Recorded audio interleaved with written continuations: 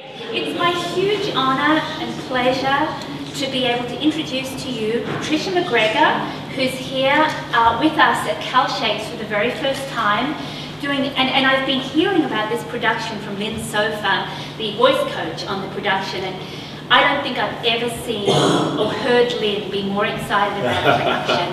I went to middle school and high school in Orlando, Florida, which is near Eatonville, where she spent a lot of her life. And she was a folklorist and a cultural anthropologist. She was from Eatonville. She was also a storyteller because she was actually born somewhere else, but she always tells it like she was from Eatonville. So it made it for a better story. That's what she really cared about. You know, she went up to New York, studied in Columbia, really became interested in anthropology, really became interested in the way people speak and the poetry of the everyday and how to value, particularly in African American culture, how to value that poetry, how to value those experiences. And then George C. Wolfe, who's one of my favorite artists, and he is similarly, he's a provocateur, he's a jokester, he's like the smartest kid in the room who's always doing a little wicked joke. He's got a twinkle in his eye, but a kind of Kierkegaard reference that he can pull out of his pocket at any point. So when John said, do you want to do this show, which was taking Zora Neale Hurston and her exploration, particularly of Black folk culture, and honoring and celebrating those stories, those individuals, and teaming it with George C. Wolfe, who adapted these 3 stories, I said, I'm on board. Yeah, within each story, there is a change. Jelly comes in from Alabama, in the story of Harlem Slang. Jelly, one of the characters, comes in from Alabama and he tries to be something he's not. He tries to take up a little bit more space that he can handle. And he gets kind of shut down or swallowed up in that space. And by the end of that, he does transform. And I think everyone does, again, as Patricia put it earlier, does transform from one to another and then back to one again. And so I think there's constant change throughout all 3 pieces.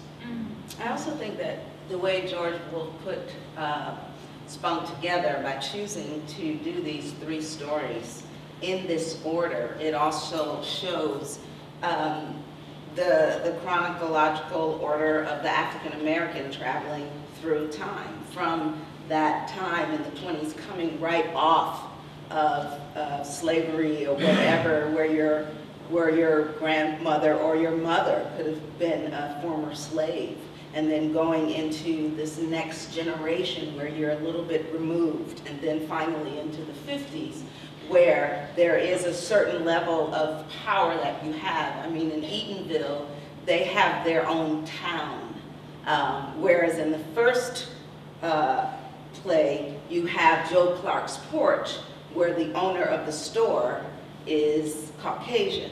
But in Eatonville, they have their own. So it also shows the travel of time of that whole African American experience. Well, throughout all 3 plays, the language is very specific. It's very beautiful. And the Harlem Slang is a little. For example, I'll give you an example. Yeah. In Harlem Slang,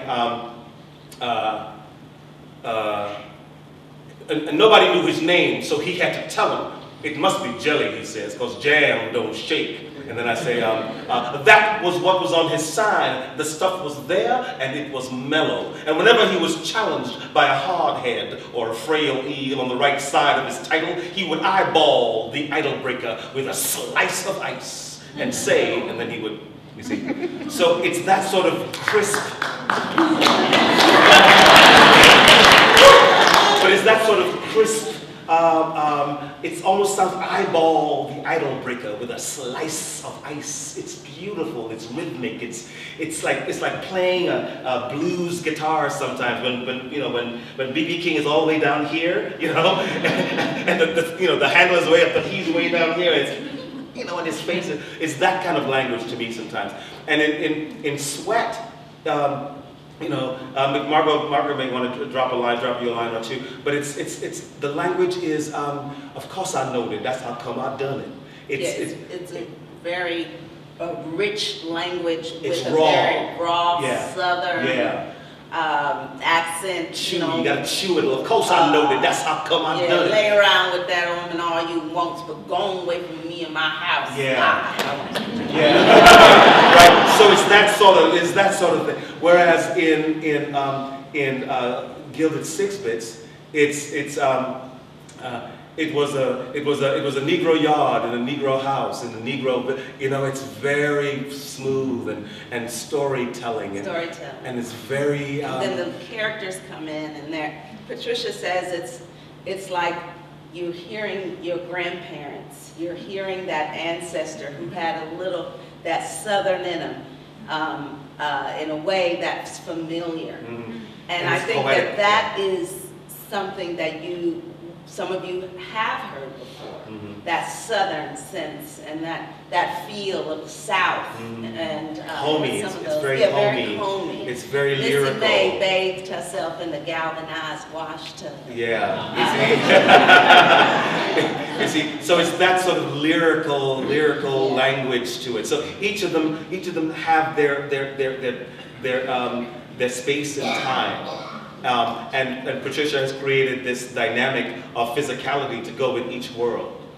It's quite unique. It's quite unique. The actor, the musician True the other day, and I'll share the story with you. I said, when Patricia brought up the idea of her concept for the third story, which I'll wait for you to see, True Peterson, he says, man, this is really cool. And I said, yeah, he says, y'all are so excited about this. Why are y'all so excited? Because we talk, you know that, right? And we do, we're like, God, this is good, this is gonna be fun, this is gonna be fun. And I said, True, it's like, you know, like when you play the guitar, the G string is up here and the E string is down there. I said, what Patricia's doing? She says, what if the G string were down at the bottom? How would that guitar sound if that G string went at the bottom? And he was like, oh, damn. True Peterson, who's our musician, plays live on stage.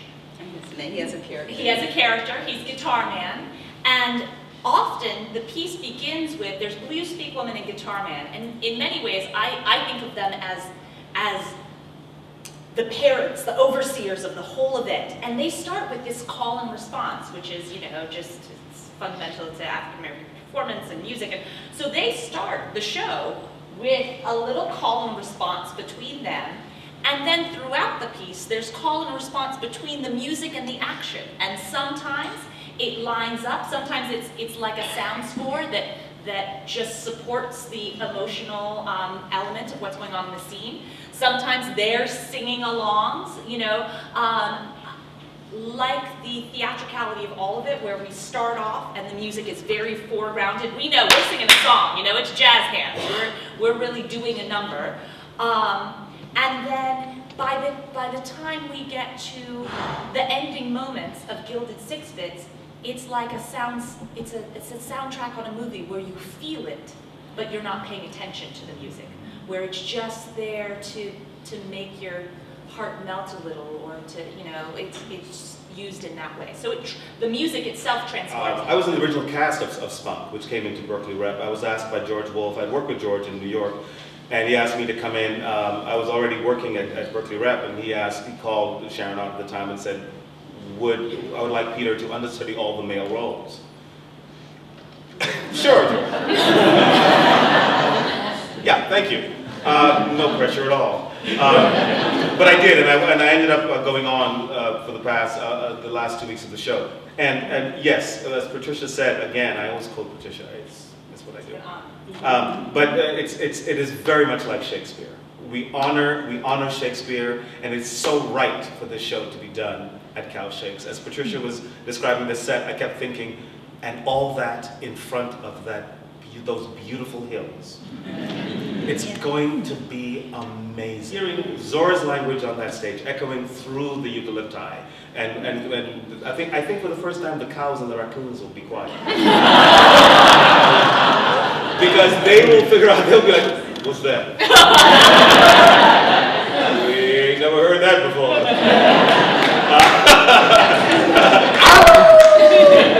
Somebody once said to me that, when you play the truth of a moment, because we sometimes mistake language for truth, right? Language can be truth, or language can be a lie. And when you play the truth of a moment, it's like a tuning fork. that rings on stage, and then it vibrates in you. If you hit the right notes, you know, that, and what I'm looking for, and sometimes it's in the language, and sometimes it's in a physical expression, or sometimes you just feel when someone's heart opens, you know, and these actors have made themselves available vocally, spiritually, physically, to do everything in their power to hit that tuning fork right, so that it will resonate with you.